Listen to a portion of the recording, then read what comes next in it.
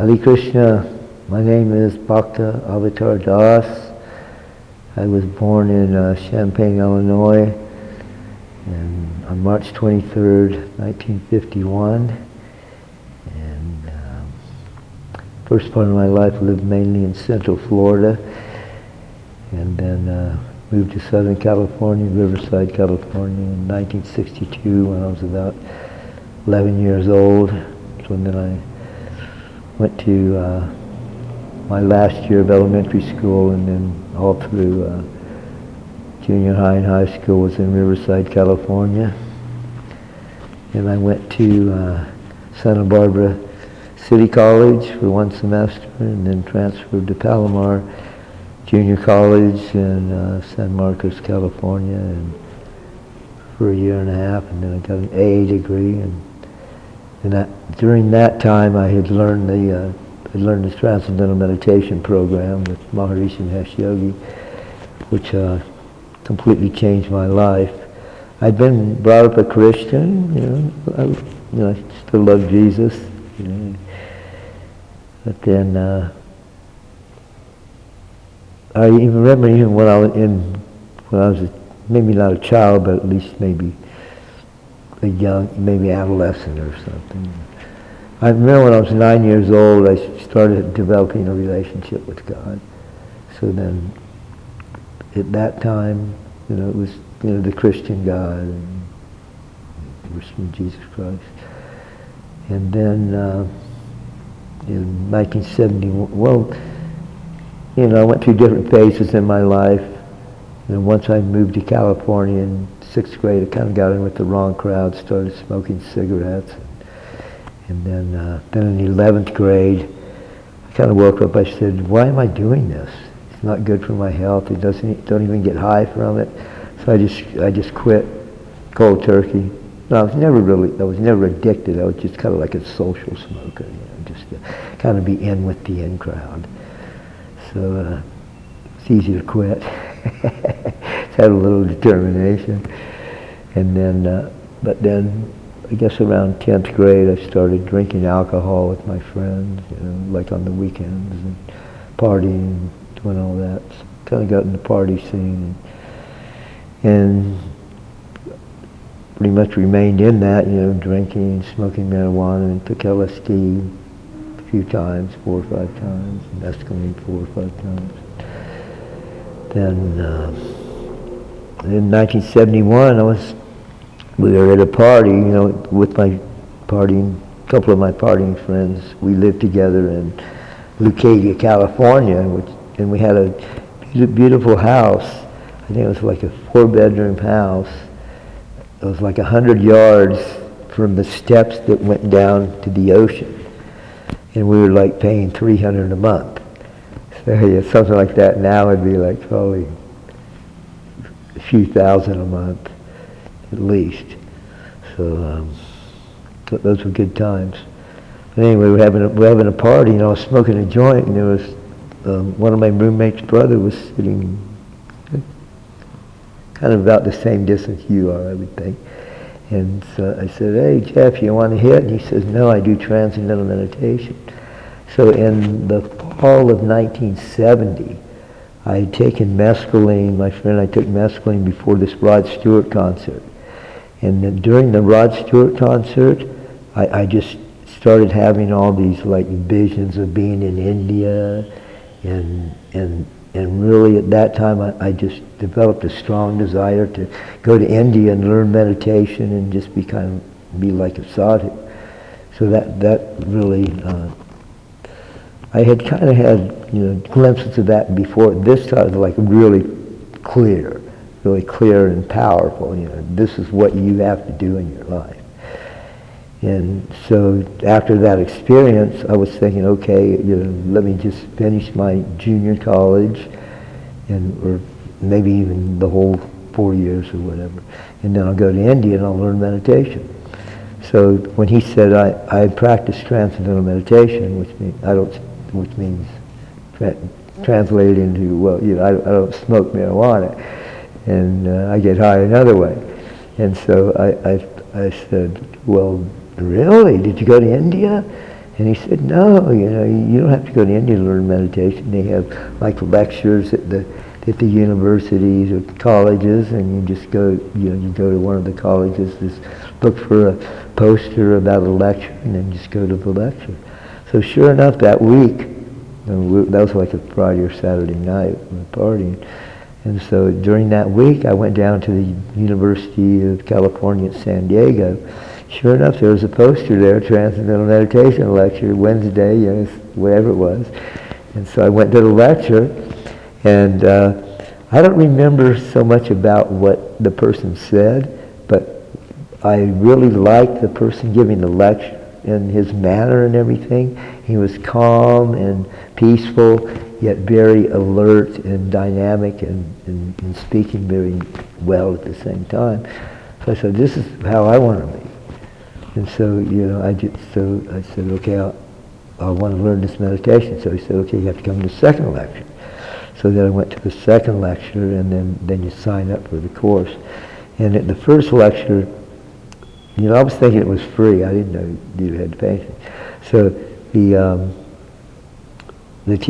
person giving the lecture, towards the end of the lecture, he said, okay, so, if those who want to learn, we just ask the college students a $35 donation, to cover our costs for giving the course, and working adults $75.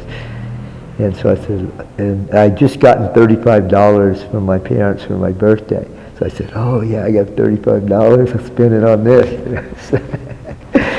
So then went to the second lecture and then signed up for the course, and then we went down to Coronado Island, which was the first, it was at the home of the first transcendental meditation teacher in the United States. Her name was Beulah Smith, and she was probably in her 60s or something at that time. So, she would only teach like people that she knew, your special friends and stuff like that, because she was getting older. But there was some, the person that gave the lecture, he was one of the people, and then there was another man. They were both probably, they were young, maybe in their 20s or early 30s maximum. So the one that gave the lecture, he ended up being my teacher. He gave me, the Transcendental Meditation mantra and the technique of how to use the mantra. So you were giving a personal mantra. Yeah, and so I, after learning from him, went to a 4-day course.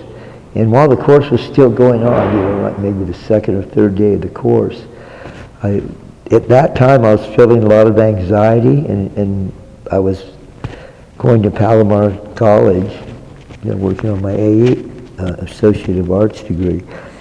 And I'd read like a few pages, and I'd be thinking, my mind was just racing, and I'd think, what did I read? And I'd read it over again, and then I'd kind of grasp it.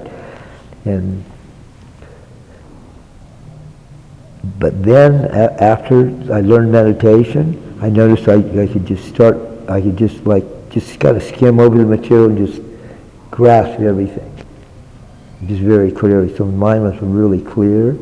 And then I was sitting at a stop sign, and normally, just for no reason, I'd be feeling some agitation, just some kind of discomfort or disturbance. Yeah, just some anxiety for no reason, just feeling some there's disturbance in the mind and in the body, and just not feeling comfortable.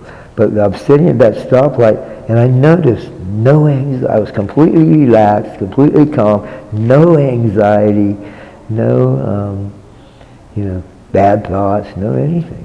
So I was going, oh wow, this meditation really works. So then I completed the course and started meditating regularly every day. And then because I was still living with my partying friends, I was weren't supposed to smoke marijuana. You know, they said it was okay to drink alcohol, but so I was still drinking alcohol, and then every once in a while I take a hit of marijuana, you know, just something just random, and then that one night my friends and I, we took the mescaline, and so like we were at this surfing movie, and the surfing, at first, you know, when the mescaline started kicking in, it was like, you know, very exhilarating. It was, you know, I was feeling blissful, and wow, this is really static, and I love this. And then all of a sudden, everything just started melting. The walls started melting, and you know, just kind of like flowing down, and it was like everything was just kind of like just melting down into nothing, you know, and going, wow, this is too much, you know. And then, so I had a really like intense, like psychedelic trip, you know, just hallucinating all kinds of things. And then that was on a Saturday night. The next day was Mother's Day. So my friend and I took, you know, he had like three lines like this with like the powder, and I thought, I had been reading, the reason why I took the mescaline is because I'd been reading this book, Teachings of Don Juan, where he was taking peyote, and mescaline comes from peyote. So I was thinking, oh yeah, now I'm doing this meditation, maybe I'll have a really far out experience on the mescaline. But it's just the opposite, because I was becoming more purified. I wasn't putting drugs in my system. It just really hit me. So when he held the lines, I said, oh, I'll take the biggest one. So I took more than the other two people did. And you know, I really suffered for it. And, you know, I remember, like, we were up all night, and, like, I was seeing all these, like, rainbows in the sky and stuff. We went down to the beach, and there was all kinds of far out stuff we were seeing. And then the next day, even the next day, and on Mother's Day, we drove up to our parents' house, because, you know, it was Mother's Day. So you know, I couldn't drive. I was too out of it. So my friend drove, and he dropped me at my parents'. It was my car, but he dropped me at my parents' house. Drove to his house, his mother's house. So I'm sitting there, and you know, watching television, and there's still all these psychedelic things around it. I'm looking around the room like this, you know. My dad would sit and he goes, Bill, are you okay? Seeing all these things on the wall and the ceiling. I said, yes, Dad, I'm okay. Yeah, I couldn't say, yeah, I'm stoned on mescaline. Anyway, you know, we went back that night, and he drove. Of course, I was totally wiped because I didn't sleep like the whole night, and all that day I didn't sleep. So then when we drove back, I just went into the back seat and just laid down, and I crashed out. And then I woke up, and I noticed I was in the back seat of the car. It was about 4 a.m. So, you know, I got out and I went in the house and slept for a few more hours. And then I got up, and then there was a guy, he came, you know, walking by, because there was a little pathway where, you know, people would walk by. It was kind of behind our house, and people would walk by, and, you know, they were our neighbors. So one of them came by, and we started talking. And I said, yeah, I practice transcendental meditation. And or maybe he said, I don't know, one of us said that he practiced transcendental meditation. So when I said, oh, really? Because I knew they lived next door, I said, yeah, you guys you practice transcendental meditation? Yeah, I practice that too. And he said, oh, well, that's nice. You know, we're having a group meditation tonight. This transcendental meditation teacher just came back from India. And not from Spain, on a teacher training course with Maharishi personally. And he just had become a teacher, so he was doing group meditations in the area. So I said, yeah, I'll come. So then I went to that group meditation, and well, actually before that, when I woke up, I just remembered what a horrible experience. So at that time I said, and I remembered like how good I felt when I was just doing the meditation.